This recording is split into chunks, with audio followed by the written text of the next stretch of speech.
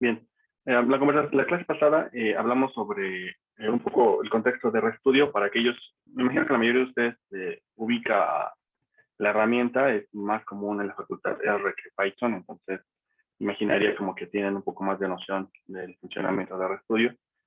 Lo que creo que a lo mejor puede ser novedoso para la mayoría de ustedes es ocupar Markdown, como en este sentido estoy proponiéndoles ocupar para este ejercicio concretamente. Entonces, una vez que digamos que retomando un poco la idea de lo que conversé la clase pasada, que cómo usar un Markdown, solamente hay que recordar que se ejecuta por chunks o por pedazos de código. Vamos a traducir un poco de manera literal en la palabra chunk. Entonces, estos pedazos de código que se pueden ejecutar a través de este pequeño icono de runs. Entonces, iremos ejecutando cada una de las líneas. Voy a ejecutar las líneas de encabezado que ya conversé la clase pasada. Espero que no hayan tenido mucho problema en instalar las bibliotecas respectivas. Ya conversé un poco sobre el modelo que quiero estimar, que es un probit ordinal de 4 categorías. Digamos que nuestro problema es, tenemos un conjunto de datos de videojuegos, todos lanzados entre el 2000 y el 2021, en mayo de 2021, si no mal recuerdo, todos los ingresos generados durante el primer año.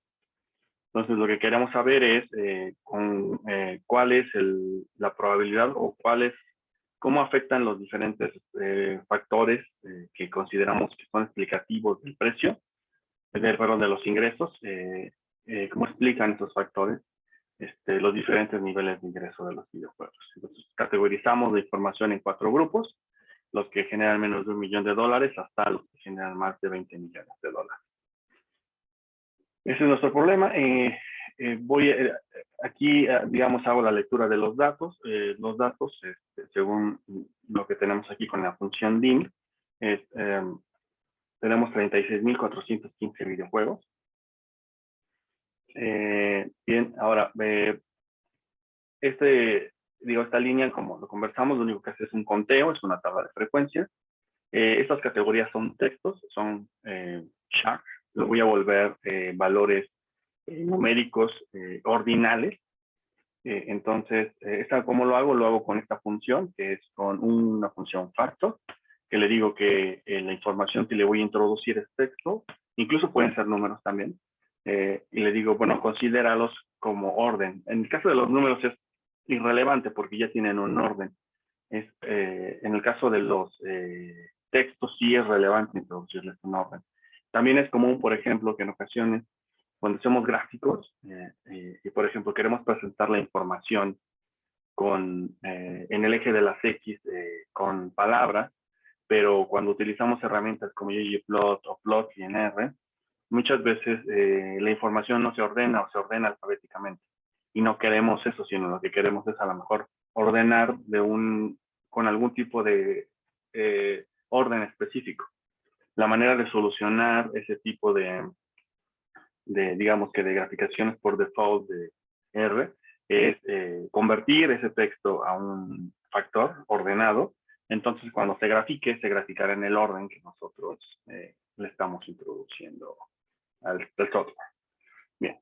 Pero en general yo lo necesito para otro propósito, que es para estimar o para decirle al software que va a estimar un objeto que tiene un orden. A pesar de que es texto, ese texto tiene un orden específico. Noten que lo primero que cambia es que ahora el tipo de dato es un tipo de dato ordenado. Si ustedes revisan las líneas anteriores era un tipo chart, ahora es un tipo ordenado. Vale. Bien. Ahora me creo una variable que es de categorías, tanto de comentarios positivos como de follow-up, como variables explicativas. Entonces son categorías que las voy a utilizar para mi regresión. Y bueno, por ejemplo, aquí lo que tengo son 2 instrucciones que le di a él. Le dije que contara primero las categorías de los comentarios positivos y luego que contara la categoría de los followers. Eso implica que entonces tiene dos outputs de R que me tiene que mostrar. Cuando trabajan en Markdown, lo que va a ocurrir es que estos outputs se les van a presentar como ventanas aquí abajo. Entonces tengo 2 ventanas. La primera ventana corresponde al primer output, que es el del conteo de los comentarios positivos. La segunda ventana corresponde al segundo, que es el del comentario de false, ¿vale? Entonces, podría yo seguir aquí incluyendo instrucciones de diferentes cosas que haga, incluso gráficos, cuadros, etcétera. Y cada uno de esos me aparecerían como diferentes ventanas a lo largo de esta línea que estoy trazando imaginaria con mi cursor. Y podría yo navegar a través de ella, de esos diferentes outputs. Bien, ahora voy a hacer una tabla estadística descriptiva que tengo aquí, que es en la que me quedé la clase pasada. Voy a utilizar esta función que es un table by, que lo que permite es hacer, digamos, permite hacer estadística descriptiva por diferentes variables, y lo único que le digo, le puedo decir incluso por qué tipo de, si quiero que haga una segmentación a lo mejor por alguna de las variables. En este caso no le pido ninguna segmentación, siempre le digo que quiero que haga estadística resumen de todas estas variables. Este objeto de table by lo guardo en table da todos, y simplemente le digo summary y le pongo un título a la tabla, que se llama, el título se llama base completa. Noten que aquí me arroja dos outputs. Uno que me dice consola y no tiene nada. Eso tiene que ver con que, digamos que hay un objeto detrás que no es un objeto convencional para RStudio. En este caso, concretamente el objeto que crea TableBy, no es un objeto convencional que se suela mostrar. De hecho, si ustedes observan la consola, aquí no hay nada. De hecho, no mostró nada, a diferencia de los otros casos que nos iba mostrando algunos resultados. La razón por la que no lo muestra aquí es porque es un objeto que tiene una estructura específica, que es esta, y que no es usual para la consola. Entonces, aquí tengo el output de lo que calculó. Por ejemplo, tengo la variable de revenue anual, me da la media y el rango intercuartil. Bueno, el rango, perdón, no es intercuartil, el rango, en qué valores oscila. Y entre paréntesis me da la desviación estándar. A veces queremos reportar este tipo de cosas y es muy sencillo, ya solo tomar los datos y copiar.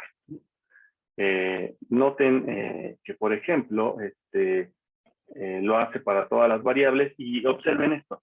Observen, esta variable que tengo aquí es categórica. Entonces, lo que va a hacer la tabla es, me las voy a poner como categorías, y me dice cada una de las categorías, lo que me está haciendo es el conteo, me dice cuántos elementos hay y qué proporción tiene cada una de esas categorías. Vale, bien. No sé si hasta aquí tengan alguna duda o comentario. Ok. Entonces, básicamente esta es la estadística descriptiva. No voy a abundar un poco sobre los resultados. No es el propósito de la clase de los resultados. Lo que sí quiero que observemos es una cosa que encontramos líneas arriba. Observen, si ustedes se dan cuenta, cuando hicimos el conteo, concretamente me voy a ir a la tabla, a esta tabla de conteo. Ustedes seguramente lo que notaron es que la categoría de videojuegos que generan menos de $1 millón es la más grande. Hay cerca de 35.700, bueno, hay 35.700 videojuegos que generan menos de $1 millón. Y el resto de categorías son muy pequeñas respecto de la primera. La clase pasada les dije que entonces, simplemente por una razón frecuentista, ustedes podrían inferir que casi con una probabilidad del 99%, 98, 99%, cada vez que se lanza un videojuego en el mundo, así, en cualquier parte del mundo, porque los videojuegos son de hecho de cualquier parte del mundo, la probabilidad de que sea exitoso es nula. De hecho, es muy probable que solo genere menos de $1 millón en su primer año, lo cual es básicamente un fracaso para un videojuego. Bueno, lo que al menos yo entendí cuando conversé este tema con la industria. Entonces, cualquier inferencia o cualquier estimación que hagamos sobre la base de estos datos, así como están, estaría sesgada por una razón de frecuencia. Es decir, cuando hacemos regresión, normalmente lo que hacemos es tomamos toda la información y calculamos una media condicional de la información. Entonces, esa media condicional, para la redundancia, es condicional en cómo está la información. Por ejemplo, los datos que son más comunes modificarán en la media, los que son menos comunes la modificarán menos. En ese sentido, si yo hago una estimación, por ejemplo, de cuál es la probabilidad de que un videojuego genere menos de $1.000.000 y diferentes niveles de ingresos, entonces, por el simple hecho de la frecuencia, lo que aparecería es que mi estimación indicaría es que la categoría que es la única categoría que es relevante es la de menos de $1.000.000, porque es la categoría que es más frecuente. Entonces, este es un problema que no solo tienen, que no solo es propio de esta aplicación. Es un problema muchísimo más común de lo que ustedes puedan imaginar. Para aquellos que tengan una idea de ir hacia finanzas, concretamente hacia el sector bancario, y que piensen que pueden hacer modelos de credit scoring, van a enfrentarse a un problema muy parecido a este. Y el problema es que las muestras están sumamente desbalanceadas. Por ejemplo, en el caso de los credit scoring, simplemente es estimar la probabilidad de pago o de impago. Y lo que sabemos es que es más frecuente que los individuos paguen sus créditos respecto de que no los paguen. Y eso tiene que ser así porque si no el riesgo sistémico que se podría generar que un banco caiga en default, porque no podría pagar, digamos, los ahorros de las personas que ponen sus ahorros en el banco para poder generar créditos. Entonces, la proporción de las personas que pagan debería ser muy baja. Perdón. Bien. Entonces, lo que tienen ese tipo de set de datos o esos datasets es que una de las categorías es abismalmente más grande que la otra. En este caso, la categoría de las personas que pagan es muchísimo más grande de las que no. Eso tiene un problema para la estimación.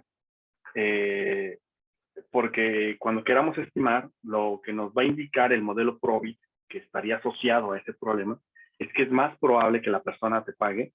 Y entonces, a lo mejor, cuando quieras inferir si algunas características como su condición civil, si está casado o no está casado, si está en unión libre o no, si su edad, o algunos rasgos más como su ubicación geográfica u otras características de la persona, a lo mejor te pueden salir relevantes, porque en realidad la categoría de impago es muy pequeña, ¿no? Lo que ocurre en estas situaciones es que entonces tenemos que hacer una extracción digamos que de la categoría que es más grande, hacer una extracción pequeña en proporción, pero que al final del día genere que no sea visualmente más grande que las demás categorías. Entonces, lo que voy a hacer ahora es irme a esta línea, la 130, y lo que voy a hacer es seleccionar un subconjunto de la categoría 1. Entonces, lo que voy a hacer es, primero voy a extraer de la base de datos únicamente a la categoría 1. Entonces, estoy utilizando la función subset y le digo, quiero que del objeto que se llama datos extrae aquella variable que se llama 1, la variable 1.-1m, que es de menos de $1.000.000. Solo extrae esos datos y quiero que me haga un suma de esta categoría, ¿no? Y de hecho, aquí me los muestra, ¿no? Pero bueno, no quiero abundar en estadística resumen. Ahora bien, voy a hacer una extracción ahora de más o menos el 5% de los datos. Entonces voy a hacer una selección aleatoria dentro de los 3.700 individuos que están, 3.700 videojuegos que están en esta categoría. Voy a seleccionar solamente el 5%, más o menos 1.700 videojuegos. Los voy a seleccionar de forma aleatoria.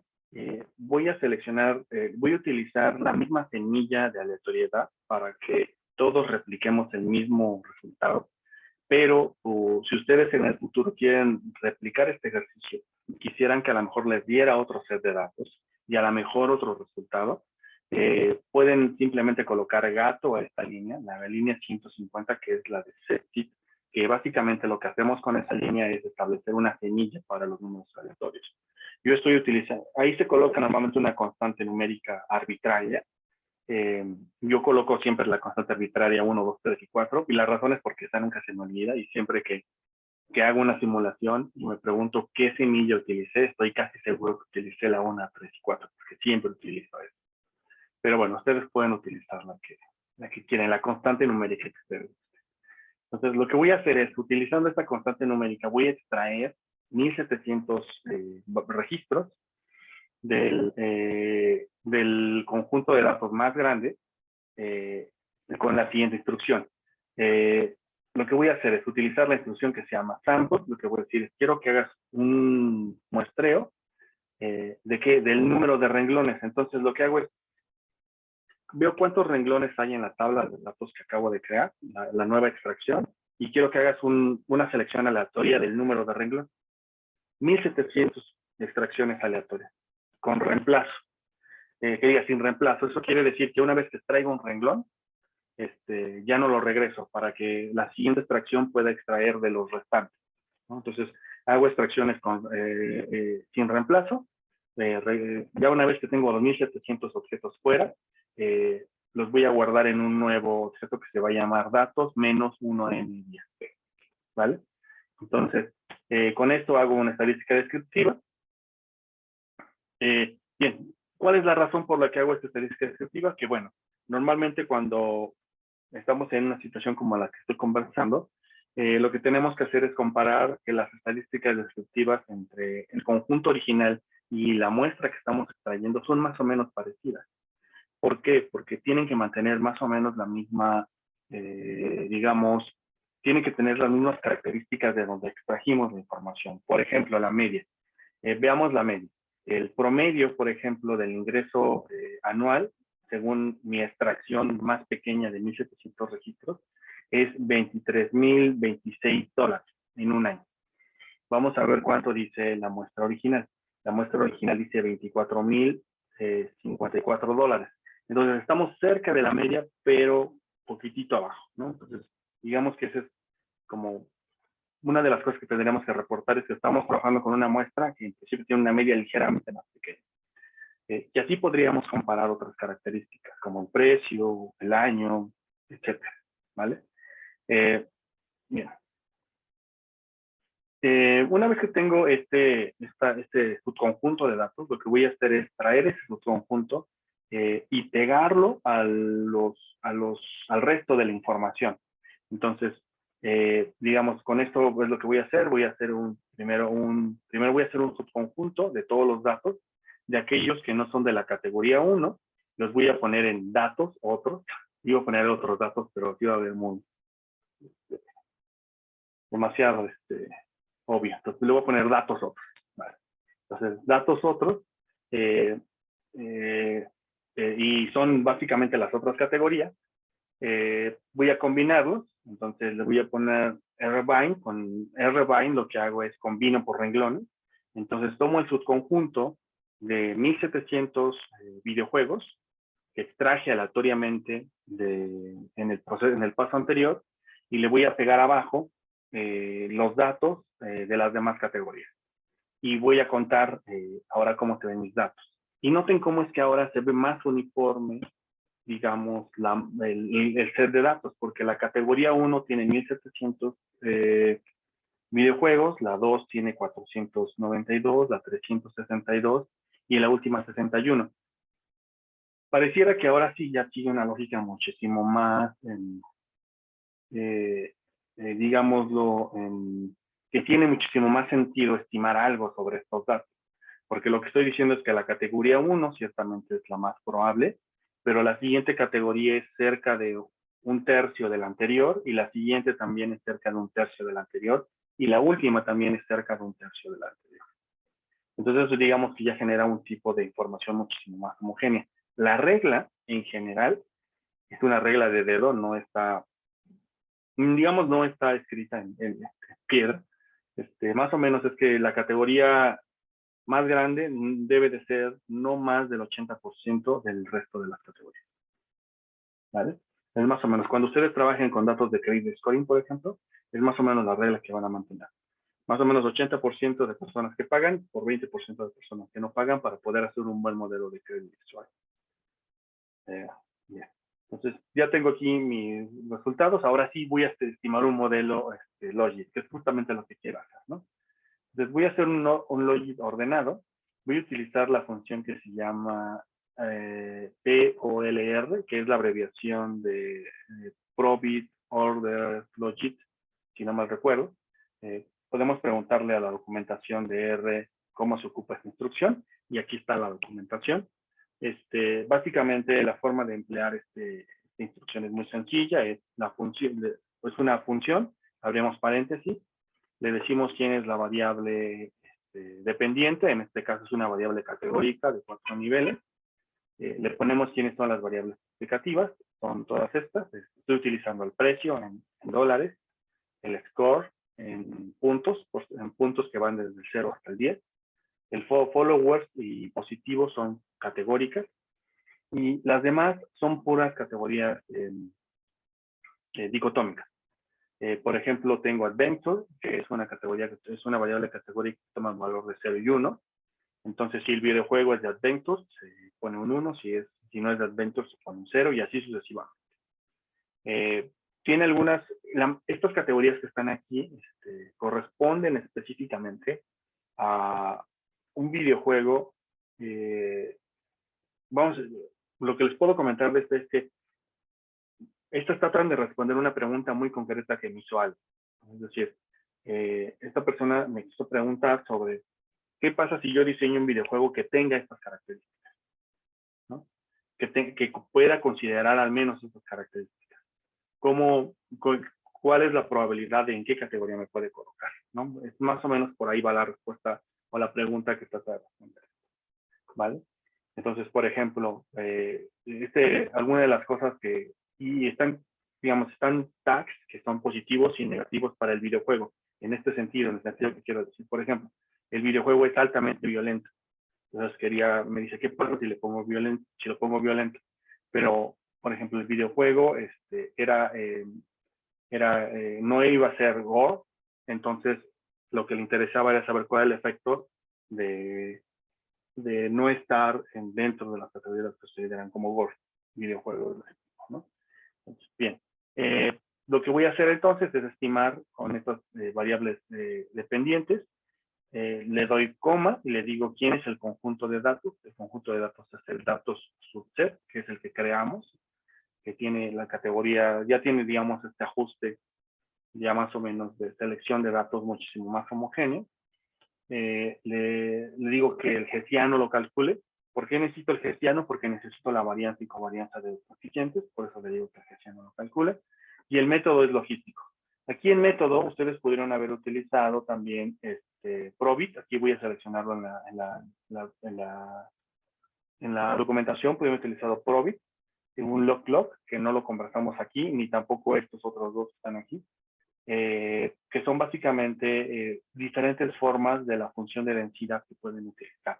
Por ejemplo, la última es una Cauchy, o una Cauchy, como quieran decirles. Es que yo no hablo bien francés, pero de hecho no hablo francés, pero me refiero a que es un nombre francés. Entonces, digamos de Cauchy, que es como lo pronunciamos muchas veces en México, que es una función de densidad específica. Bien, entonces utilizaremos la logística. Este objeto que creo lo voy a guardar en un nuevo objeto que se va a llamar OLM01. Este OLM01, estos objetos de modelos, los podemos guardar. ¿Para qué queremos guardar los modelos? Bueno, porque imagínense que lo que quieren hacer es una plataforma, porque eso es al final lo que resultó de este proyecto que les estoy conversando. Es una plataforma en la cual le puedas preguntar la predicción de dada un conjunto de características, cuál es la categoría que te predice el modelo en la cual se debería categorizar tu videojuego. Por ejemplo, imagínate que diseñas un videojuego con un precio de $3, con la expectativa de que tu score sea medio, 5, y que tengas pocos followers, pero muchos comentarios positivos. Digamos, una serie de combinaciones. Entonces, le puedes preguntar al modelo y que te diga cuál es la categoría que predice que podría ser de resultado de ingresos, ¿no? Entonces, Para eso sirve guardar el modelo. Entonces, una vez que guarda el modelo, digamos que almacena los coeficientes o el algoritmo general de cálculo de probabilidad. Entonces, voy a guardar este modelo con la función save-rds y voy a ponerle olm1, que es el objeto que quiero guardar, y lo voy a guardar con este nombre. Entonces, se va a llamar olm01-model.rds. Y con la instrucción summary, lo que me va a mostrar son los resultados de la estimación. Entonces, ejecutamos esta línea.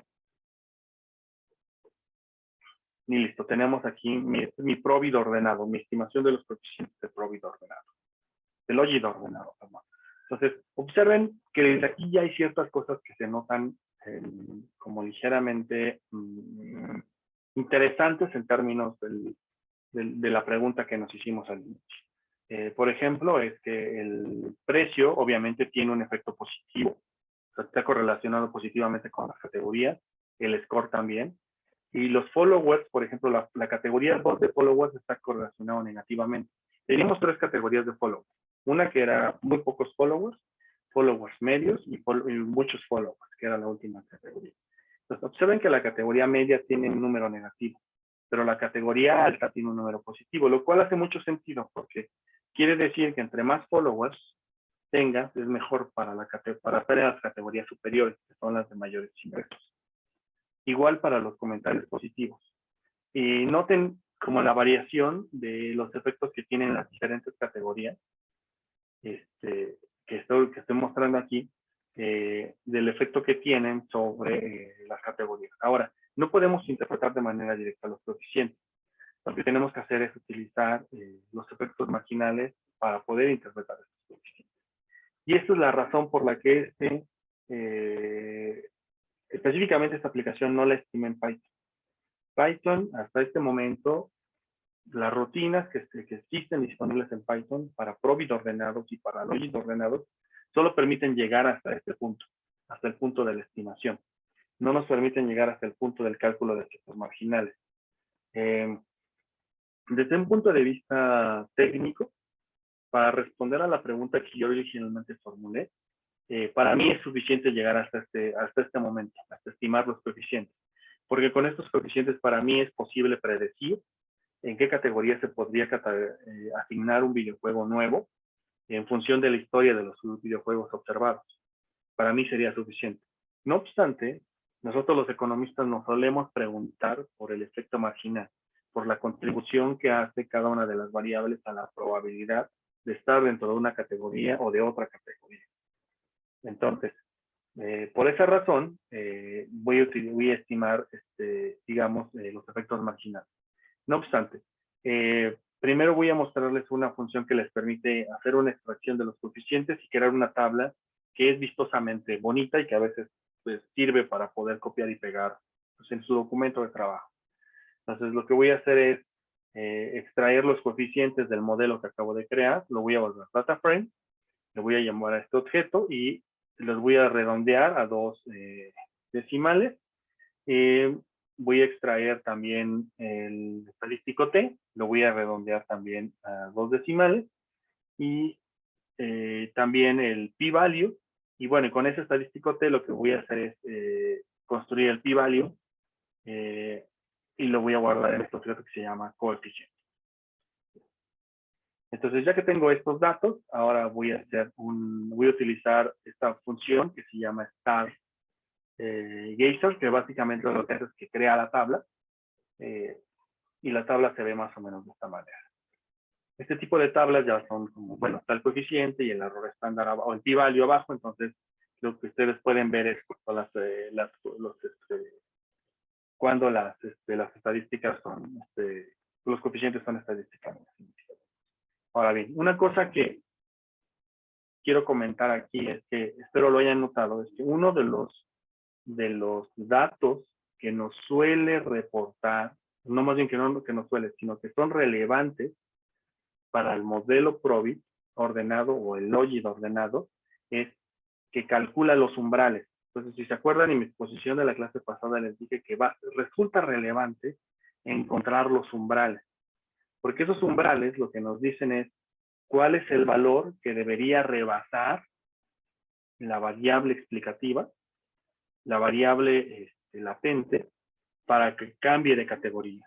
Entonces, el primer umbral debería de indicarnos el valor a partir del cual el videojuego pasará de estar en la categoría que genera menos de $1 millón a la que genera más de 1 millón y hasta $2 millones. Entonces, ese umbral es justamente esto que está reportado aquí en esta tabla dentro de Interceptors. Entonces, por ejemplo, este es el umbral que dice que cuál es el valor a partir del cual diríamos que un videojuego cambia de categoría. Entonces, el valor es 9.31. Entonces, la constante, digamos, si partimos la función, si partimos la curva de logística, diríamos que a partir del 9, todos los valores que sean superiores al 9 estarán en la siguiente categoría. Y todos los valores que estén debajo del 9 estarían en la categoría anterior.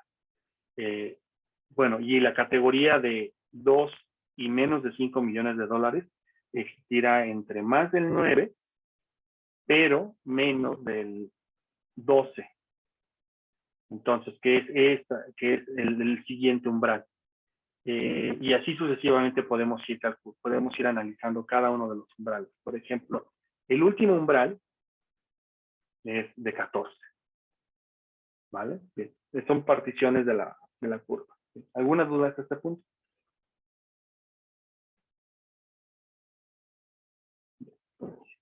Vale. Ya nada más para terminar el ejercicio, lo que voy a hacer es calcular los efectos marginales. Voy a abrir un poco más mi pantalla porque es una tabla un poco grande. Entonces, calculamos los efectos marginales.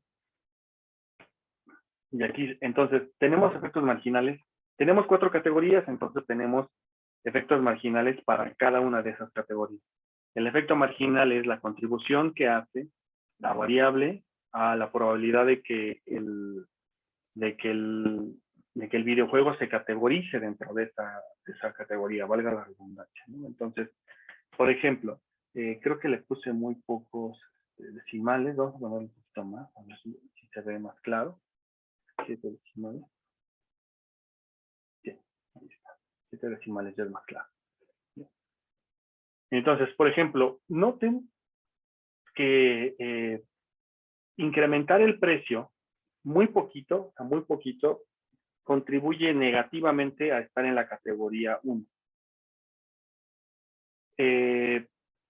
Ahora bien, si incrementamos el precio, de hecho, perdón, de crecer el precio contribuye a estar en la categoría. Incrementarlo en este monto contribuye a estar en la categoría 2.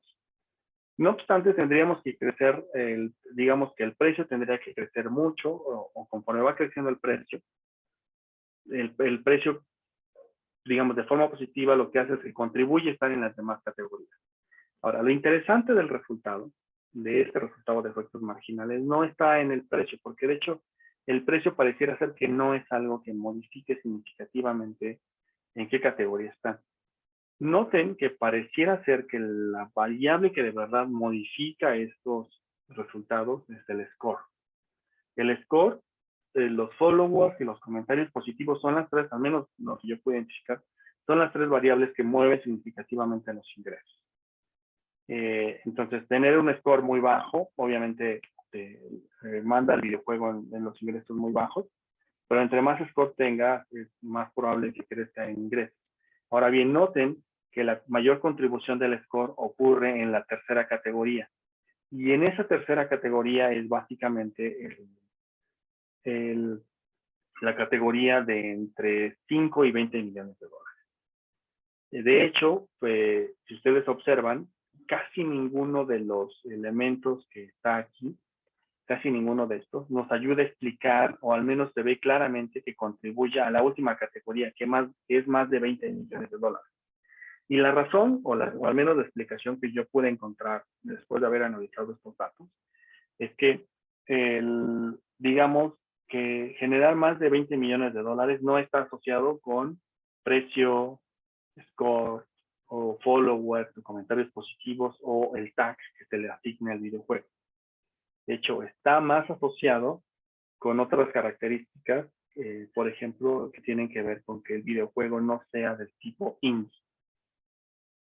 Que un videojuego sea del tipo indie significa que es independiente, que no lo sea significa que es de una gran corporación. Entonces, al final, como un poco como conclusión de este análisis es que, o lo que pudimos concluir cuando revisamos la información, es que todos los videojuegos que son creados por compañías independientes en realidad no son éxitos en general. Creo que solo encontramos un contraejemplo en la historia de los videojuegos. Bien, entonces con esto termino esta aplicación. No sé si tengan alguna duda hasta este punto.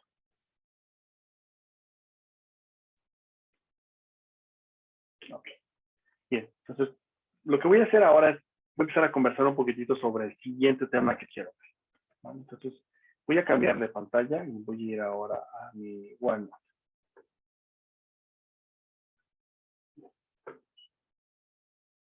Lo que quiero hacer ahora es introducir un nuevo tipo de modelos.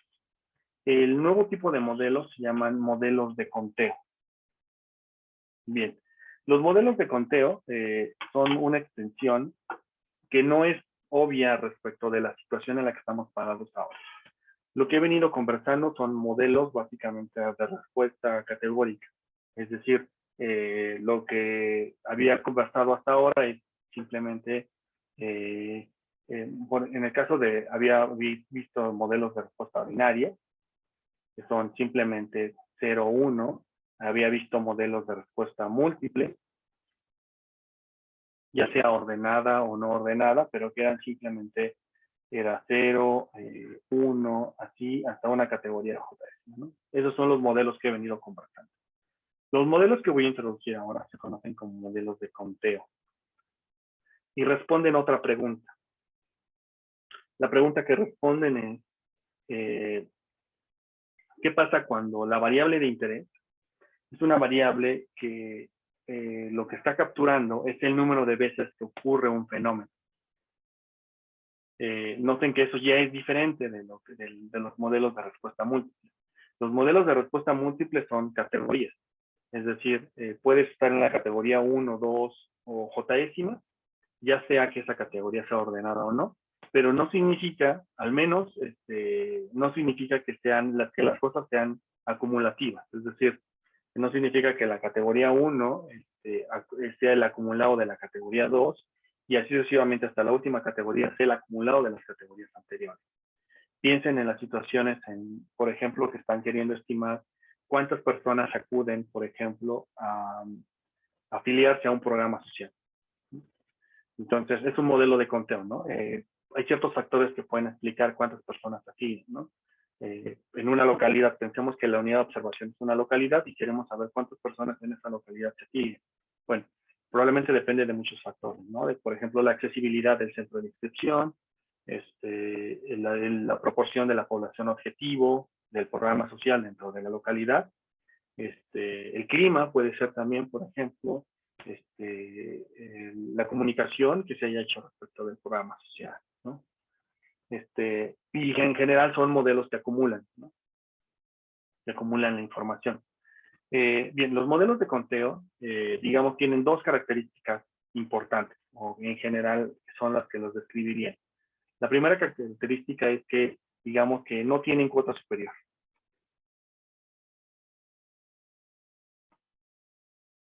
Eso significa que no hay una cuota superior de forma natural, no significa que pueden seguir contabilizando y que no habrá un tope. Por ejemplo, ¿qué no es un modelo de conteo? Por ejemplo, el número de hijos de las familias que acuden a la universidad. Ese sí tiene un tope máximo. Y el tope máximo es el número máximo de hijos que tienen las familias, ¿no? Entonces, imaginemos que estamos en una localidad urbana donde el promedio de hijos es 2, tal vez menos de 2. El número de hijos, hijas que son menos de 2. Entonces, si hiciéramos el conteo del número de hijos que va a la universidad, estaría topado por el 2, porque más o menos es lo que sabemos que es el número de hijos que tiene la familia. Eso no es un modelo de conteo. ¿Qué sí es un modelo de conteo? Por ejemplo, el número de cajetillas de cigarros que fuma una persona, o el número de cigarrillos que suele fumar una persona. No hay una cuota superior. La persona puede seguir fumando, fumando, fumando y fumará. El número de hijos que suelen tener las familias. De hecho, esa es la aplicación que voy a hacer. Eso es digamos, no necesariamente tiene una cuota natural. Hay personas que pueden tener familias, que pueden tener muchos hijos, o que pueden tener pocos, pero no hay una cuota natural o algún orden natural que nos diga cuál es el máximo de hijos que tendrá una familia. No sé, el número de veces que una persona es detenida al año. Los modelos de crimen son modelos que suelen utilizar modelos de conteo. ¿No? El número de personas, el número de sanciones que una persona recibe tampoco tiene una cuota natural. Puedo cometer un montón de infracciones, ¿no? Infracciones de tránsito, agresiones en la calle, lo que sea, y puedo ser sancionado por estas cosas, ¿no? Y bueno, y la última característica es que, y esto es lo, digamos, como de la que hace lo más que suele restringir también muchísimo a las variables que podemos utilizar como de conteo, es que el valor cero es posible para algunas observaciones. Es viable, voy a poner. Entonces, en general, los modelos de conteo van a tener una estructura más o menos como la que voy a plantear ahora. Si ustedes hicieran un histograma, por ejemplo, de una variable de conteo, digamos que aquí ponemos las categorías y aquí ponemos la frecuencia,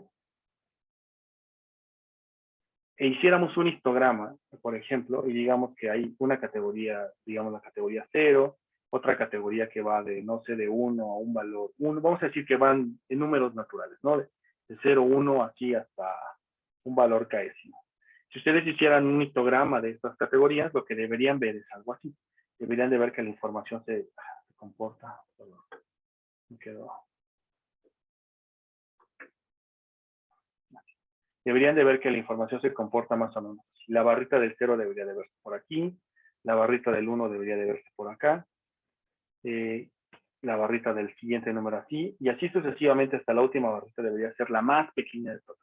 Esta lógica de crecimiento o de crecimiento exponencial. Bueno, de crecimiento exponencial. Entonces, ya desde aquí uno puede pensar que entonces los modelos de conteo, la función subyacente que puede describir la manera en que estos datos se comportan, debería ser de la familia que tiene esta forma. Y seguramente ustedes ubican algunas funciones de densidad que se comportan más o menos como esta.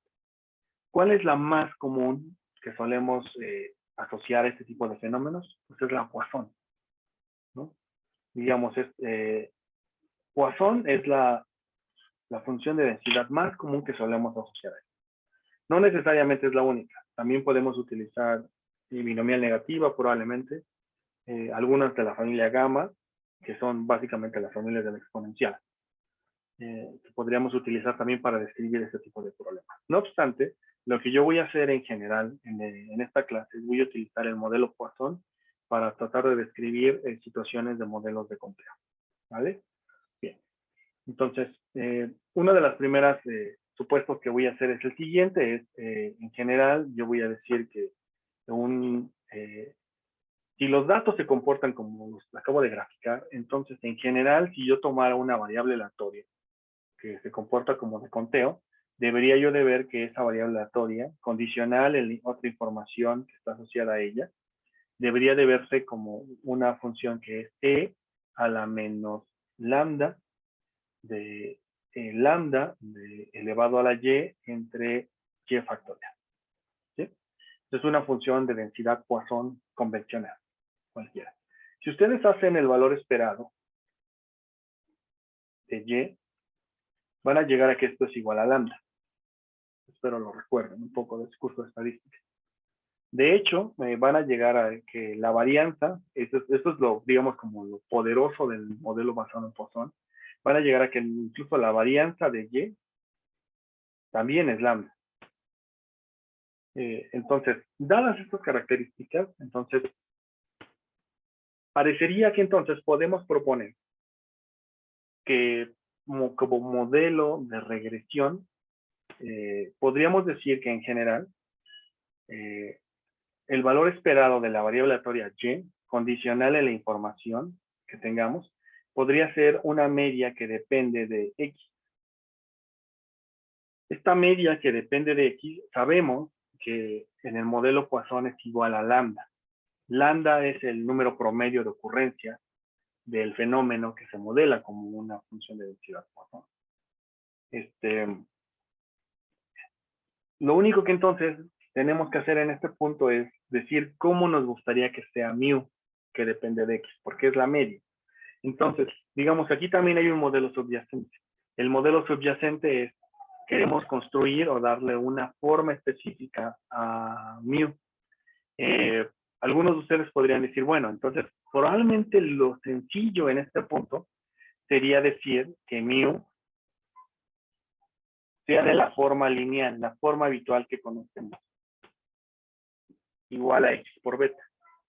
No obstante, esto no podría ser posible porque si hacemos esto, si decimos que mu es igual a x por beta, digamos, uno de los múltiples resultados es que podría ser que mu sea negativo o cero.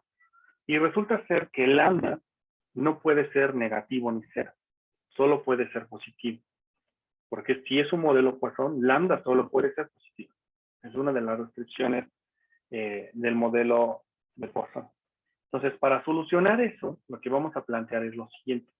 Vamos a decir que en general no vamos a suponer esto, vamos a suponer que en general la función de la media condicional de x será de la forma e a la x por beta.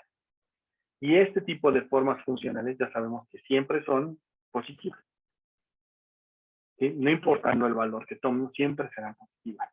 Entonces diremos que esta será mi estimación de lambda, y le voy a poner lambda gorrito. Entonces mi lambda gorrito será de esta forma. Entonces ya tengo como todos los elementos. Lo que voy a decir en general, cuando yo modele modelos de conteo, es que voy a decir, voy a suponer que existe una función de densidad de y que depende de x, que será igual a una función de densidad de y que depende de las características del individuo, por ejemplo, x1, x2, hasta xk. ¿Quiénes son estas características? Pues bueno, son cosas habituales, ¿no? Por ejemplo, imaginemos que queremos estimar el número de cigarrillos que fuma una persona. Entonces, cada una de las X puede ser su edad, su condición civil, si está casado o no, por ejemplo. No sé, la zona geográfica donde vive, una zona urbana, zona rural, su grado educativo, si está empleado, si no está empleado. Ese tipo de cosas pueden ser las X en general. Entonces, yo voy a decir que en general, entonces, esta función de densidad f de y condicional en x se puede ver como una Poisson. Y eso implica que entonces puedo decir que esto se ve como e a la menos mu de x por mu de x elevado a la y entre y. Donde mu de x es de la forma e a la x por beta. Entonces, ¿dónde está el problema de regresión? El problema de regresión está aquí, en encontrar esta forma de x por beta. Una vez que podemos identificar quién es esta forma de x por beta, pues básicamente ya terminamos. Ya podemos construir un modelo de conteo. Podemos inferir cuál es el valor de la variable aleatoria o la probabilidad de que, por ejemplo, ocurra de que una persona fume 2 cigarrillos al día o de que fume 100. ¿Sí? Bien, ¿alguna duda con mi planteamiento hasta este punto?